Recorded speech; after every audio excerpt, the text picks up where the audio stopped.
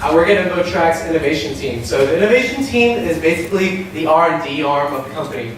I lead the product and the design for the company, for the innovation team, and I'm kind of intrigued by this idea of being a designer. I wanted to always be something a little different from what I am today. Growing up, I wanted to be this guy. I wanted to be the first Nepalese basketball player. Like, I had a dream and I wanted to just go to the NBA and I wanted to, always just be on the court. I always wanted to play. That dream quickly ended when I stopped growing in 7th grade. I was the tallest kid in 7th grade, but I just stopped growing in 7th grade. So I was born in Nepal. My parents are Nepalese. But I grew up in China, in Shanghai, and it was very weird for me. It was like, I was there since I was a month old, and around me I always wanted to assimilate, I wanted to be one of everyone, but I felt a little different, for obvious reasons. So I decided to be different. I'm that dude right there, amongst my friends, and I'm different and I loved it. I embraced that I loved it. I wanted to be just like Allen Iverson, I wanted to be just like Nelly, and I just wanted to be just like Tony Hawk with them DC shoes. And I swear to you that I did not have anyone across that phone because I just wanted to look cool. I know, that was just me. I just wanted to be different. And I was brave, and I was brave enough to do these things because I thought being that way, people will talk to me and people will be my friends and I can be a better part of the community. Fast forward later and I was deciding to go to university. Going to university was tough because I was thinking around me I had lawyers, doctors, accountants, like literally every single family member was a professional. And I wanted to challenge that norm. I wanted to be a little different.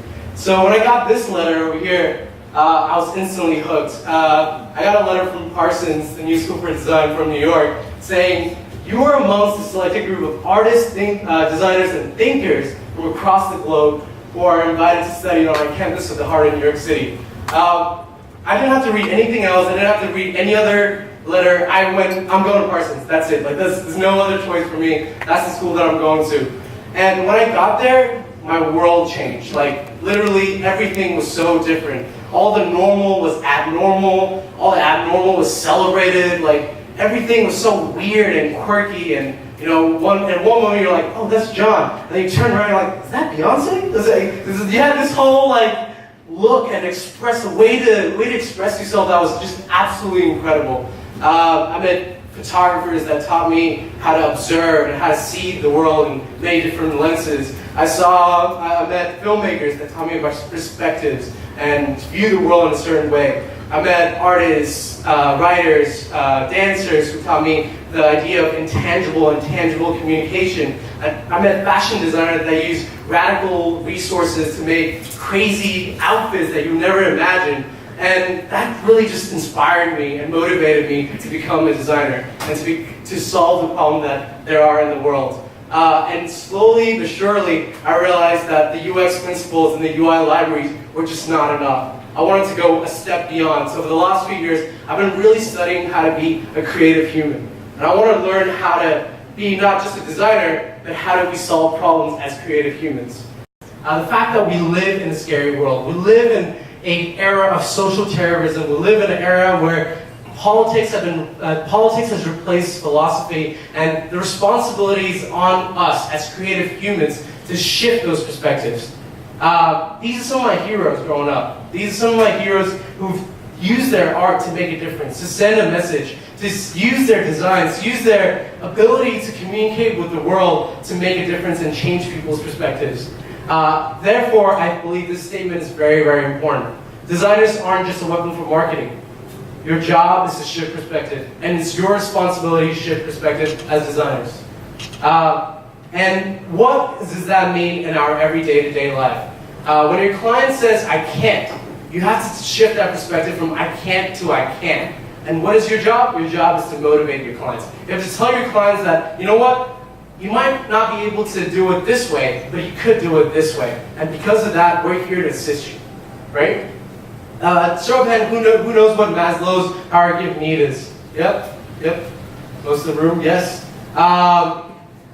For me, I believe this is not just a marketing pyramid. It is a design pyramid as well. It's a human pyramid, right? So fears and anxiety really paralyzes us. When we face fear, when we face anxiety, we almost freeze and we say, we can't do it. We can't really get over that hump. We can't move forward. And what we do is try to make our environment help us move forward to that path. So as designers, what you're doing is basically researching those bottom two side of the pyramid, the safety needs and the physiological needs, which means we're understanding what their humans' day-to-day life is like, what their digital digest is like, what they're doing when they're waking up in the morning to before when they go to sleep. We want to study humans so much that we know exactly what the gaps in their daily life is, what their clients' gaps are every single day, what they want to interact with, the people they want to interact with, the objects they want to interact with. From there, we actually design solutions and tools to help them feel a sense of belonging, right? We all want to be part of a team. We want to be part of a club. We want to be part of a society. We want to be part of a community. And that is the next two feeling of accomplishment that you help your clients by designing the tools that they need. And because of that, you've achieved user goals. And that is self-actualization. To achieve self-actualization to a lot of people is very hard. It's like every day I'm spending a lot of time to understand how to make myself happy. But I'm using the tools around me to make me happy, slowly but surely. And we are all part of the puzzle, right? We design those tools, we create those tools to make people's life easier so they can focus on being happy. They can focus on their family, they can focus on things that are important. That just really means is we're trying to break down complex problems into simple habits. Because because humans are creatures of habits, we're allowed to do that. We're allowed to facilitate them through this process by doing something called experimenting. We experiment, right? So me as an R&D designer, right? I'm researching and developing all day long. I want to keep failing. I want to keep working on different solutions. I want to keep trying new methods and new radical ways of doing things so that we can figure out the right solution to solve the world problems. Right? So this goes from anything from solving your day-to-day workspace, work-life pain points to world issues.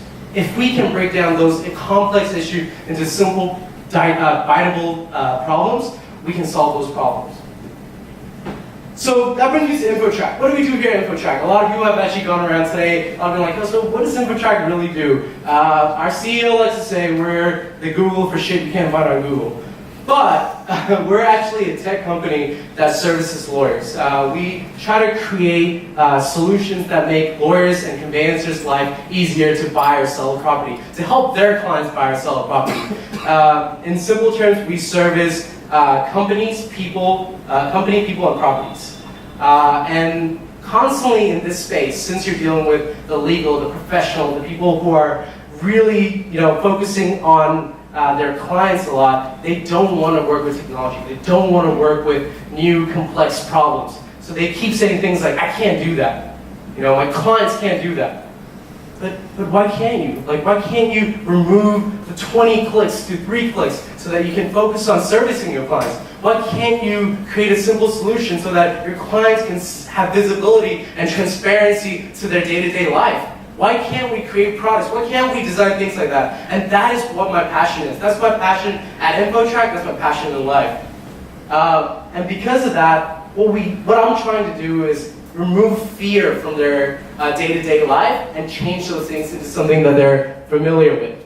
So what Infotrack does is build confidence for our clients out there using the tech products that we provide and the tech solutions that we provide.